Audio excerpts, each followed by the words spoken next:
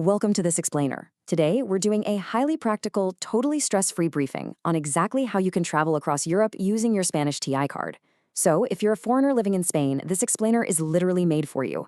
We are going to strip away all that complicated legal jargon and just focus on the hard facts. You know, what you actually need to pack, where you can go, and most importantly, the common mistakes that could get you turned away at the border.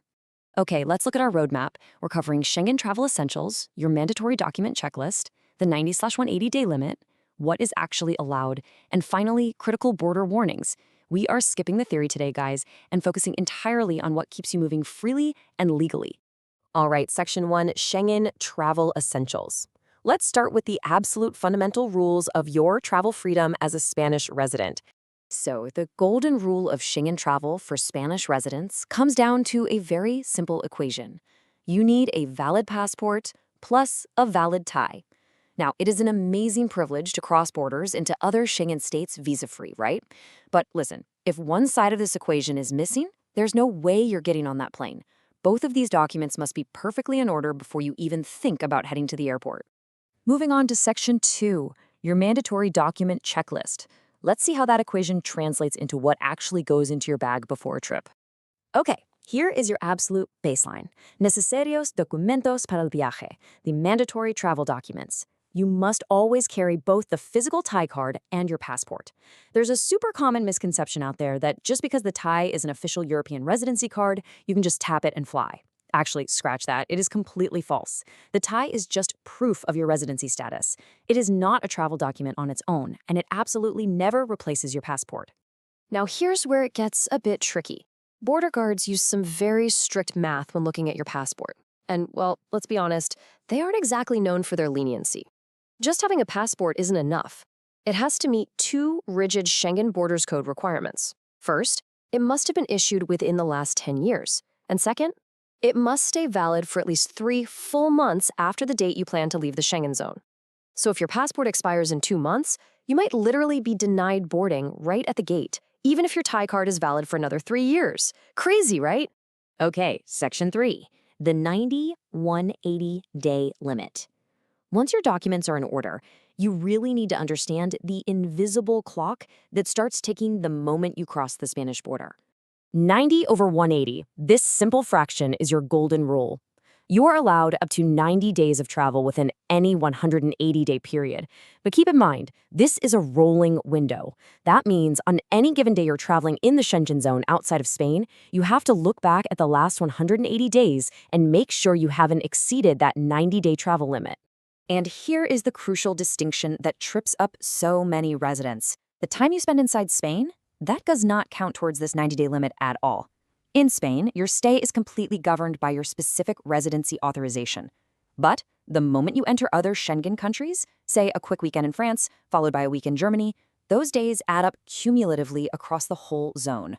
Remember, it's not 90 days per country, it's 90 days across all the other 28 Schengen member states combined. Also, fun fact, since January 2025, Bulgaria and Romania are full Schengen members, so time spent there counts too. On the flip side, Ireland and Cyprus are not in the Schengen area, so your Spanish tie does not guarantee entry there at all. Right, let's jump into Section 4. What is actually allowed? Because now that we know how long you can travel, we need to clarify exactly what you are permitted to do during those 90 days. It is absolutely vital to establish your boundaries here. Remember, your TIE gives you travel rights, not universal living rights. Short visits for tourism, visiting family or friends, maybe attending some business meetings, perfectly fine. But your Spanish TIE absolutely does not allow you to take up employment, settle down, or reside long-term in another Schengen country. Your authorization gives you the right to live and work in Spain, and only in Spain. Okay, final section, critical border warnings. Now that you know the rules, let's look at the critical traps that can get you heavily fined or worse, denied entry entirely. So, a major red flag for border control is the resguardo. This is that receipt you get when your TI is in the process of being issued or renewed. Let me be incredibly clear about this. This receipt does not give you the right to travel across the Schengen zone. None. Other member states do not have to accept it. You should absolutely never attempt to travel without the physical, valid card in your hand. Similarly, you might be issued an autorización de regreso while you're waiting for your new card. Now, the clue here is literally in the name. It only permits you to return directly to Spain. Usually, that means taking a direct flight. It is completely invalid for entering or traveling through other Schengen countries, so please do not book a layover in Frankfurt or Paris if you're traveling on this document because you are seriously risking being denied boarding. You know, travel privileges are never absolute. Even with a valid tie and a perfect passport, ignoring these rules has some pretty severe consequences. Traveling on a resguardo or exceeding your 90-180-day limit can lead to boarding denials, heavy fines, and huge complications when you later try to renew your Spanish residency. Plus, keep in mind, border guards can still deny you entry if you have a security flag in the Schengen information system or if you're deemed a threat to public policy or health. Free movement isn't a blank check. Now, I want to add a quick, very important note for those residing under temporary protection. Your cards are officially and automatically extended until March 4th, 2027.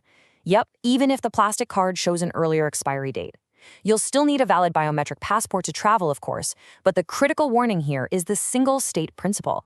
You can only enjoy protection in one EU country at a time. If you move and register for protection in another EU country, that will automatically extinguish your Spanish status and any benefits that come with it, unless you do a formal renunciation at the Oficina de Asilo first. So, a short trip, totally fine. Relocating your protection, not allowed. Before we wrap up, I must remind you that this is informational guidance, not legal advice. Always verify the official source. Rules at the border are strictly enforced, so if you have even the slightest doubt about your specific situation, check with the Spanish Immigration Office or the consulate of your destination country. So, what does this all mean for you? Well, the next time you're zipping up your suitcase and dreaming of that European getaway, I want you to stop and ask yourself, are your documents truly ready? Do you have your physical TI in your hand? Is your passport valid for another 3 months past your return date? And have you accurately calculated your Schengen days? Master these simple steps and the whole of Europe is basically open to you. But as Schengen rules continue to evolve, especially with those massive new digital entry systems on the horizon, will seamless travel remain this simple in the years to come? Definitely something to think about. Stay informed and safe travels. That was a quick overview. On our website you'll find step-by-step guides to many procedures, the Padrón, the health card, the NIE, the TIE, legalization, and more. The link is in the description. And if you get stuck, message our Telegram bot. We'll walk you through for free, step by step.